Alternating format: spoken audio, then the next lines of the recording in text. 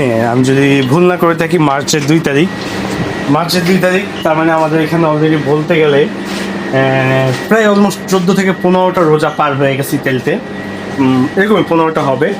তো আজকে এই যে 15টা রোজার ভিতরে আজকে আমি ইফতারি তৈরি করতেছি। আমি যে আপনাকে দেখাই, এখানে আমি কি বলে এটা, বেগুনির চপ তৈরি করতেছি রেস্টুরেন্টে। দেখেন আমি রেস্টুরেন্টে আছি, রেস্টুরেন্টে আমি বেগুনির চপ তৈরি করতেছি। প্রায় 1 বছর পর আমি আবার সেই বেগুনির চপ খাইতেছি। মানে এখন অনেকে বলবেন যে ভাই ইতালিতে কিনতে পাওয়া যায় না। হ্যাঁ, কিনতে পাওয়া যায়, বাট ওইগুলো যখনই আমি খাই আমার পেট খারাপ করে, কারণ ওগুলো বেশিরভাগ বাসি হয়। হ্যাঁ, আর আমি ওগুলো বাইরের খাবার নিজেও পছন্দ করি। দেখেন নিজে তৈরি করতেছি, হ্যাঁ নিজে তৈরি করতেছি, আর দেখেন ফুলতেছে কি সুন্দর। হ্যাঁ, পুরো রেস্টুরেন্ট ফেল ভাই। হ্যাঁ, এখন সব থেকে মজার ব্যাপার এখানে অনেকগুলা, হ্যাঁ আরও আছে ওইখানে। এখন অনেকে কোশ্চেন করবেন যে ভাই এতগুলা কেন বানাচ্ছি। হ্যাঁ, আমি যে জিনিস রান্না করি না কেন, আমি এবং ডিমের চপও বানাবো। হ্যাঁ, এখানে ডিমের চপও আছে। তো আমি যে জিনিস রান্না করি না কেন সেটা ইতালিয়ানরা খুবই পছন্দ করে। সেটা হোক আমার দেশের, সেটা হোক ইতালিয়ান খাবার, যেটাই পছন্দ করি না কেন। ওকে, তো অনেকদিন পর খাইতেছি। গত বছর আমি রমজান মাসে ফ্রি ছিলাম, প্রতিদিন আমি ইফতারি তৈরি করছি বাসায়। ছোলা, বুট, এক এক দিন এক একটা বিরিয়ানি, তারপর আলাদা জিনিস। বাট আজকে প্রায় 15 রমজান পরে আমি তৈরি করতেছি। ভাই ইতালি আসা, অনেকে আমার কোশ্চেন করেন যে ভাই রেস্টুরেন্টে কি নিজের মন মতন খাওয়া যায়?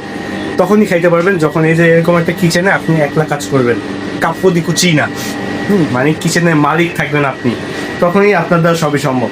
আমার এখানে এখনো কাজ হইতেছে। তো আজকে দেখেন আমি একলা কাজ করতেছি, এতগুলা অর্ডার আসছে এবং এই যে অর্ডার পেন্ডিংয়ে আছে। হ্যাঁ, তো এইগুলা আমরা প্রতিনিয়ত তৈরি করতেছি, তার পাশাপাশি আমি আমার নিজে খাওয়ান তৈরি করতেছি। একলা কাজ করা রেস্টুরেন্টে অনেক ঝামেলা। এই যে দেখেন যে 1.5 থেকে 2 লাখ টাকা বেতন দেয়, কি জন্য দেয়, কেন দেয়? আজকে আমার 2জনের ছুটি, কালকে 2জনের ছুটি, তারপরের দিন আমার ছুটি, এরকম করে একজন ছুটি থাকে। সো করার কিছু নাই, অনেকদিন পর খাইতেছি।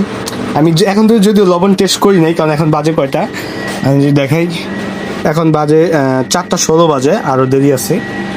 আরও প্রায় আজকে মেবি 6টা 12তে মেবি ইফতার হবে।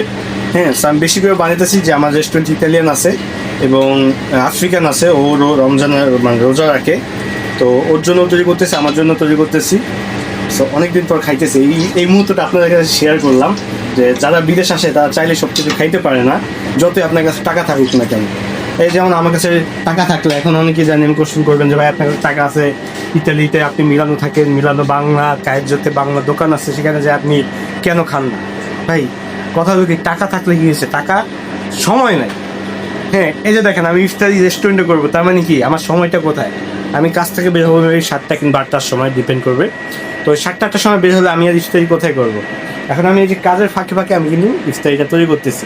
সো বিদেশে আইলে প্রতিটা জিনিস খুবই ইজিলি নিজে তৈরি করে নিতে হবে। কেউ কোনো জিনিস তৈরি করে দিবে না আপনাকে, মানে কেউ পোস্ত যে জায়গাটা, হ্যাঁ সেটা কেউ তৈরি করে দেবে না, সেটা আপনার নিজে থেকে তৈরি করে নিতে হবে। আমি আপনাকে একটা জিনিস শেয়ার করি, আমাদের এটা হলো লাভা পিয়াতির সাইড। আমি আজকে লাভা পিয়াতি করতেছি।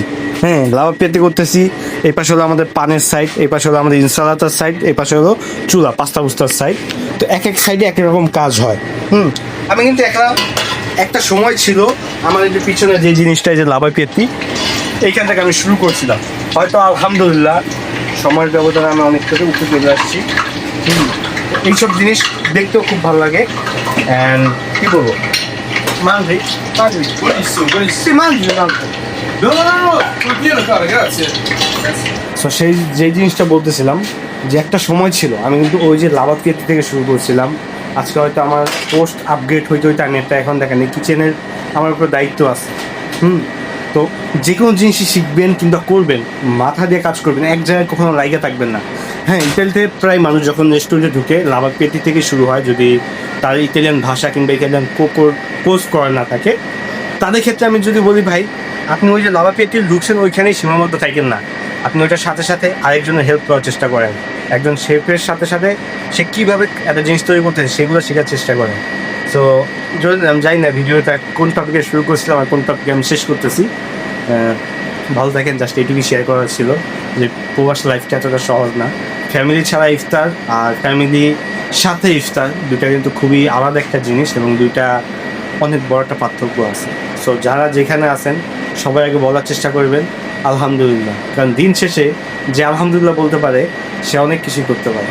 আমি প্রবাসে থাইকা আমি আলহামদুলিল্লাহ বলতে পারি, সো এটাই আমার কাছে অনেক।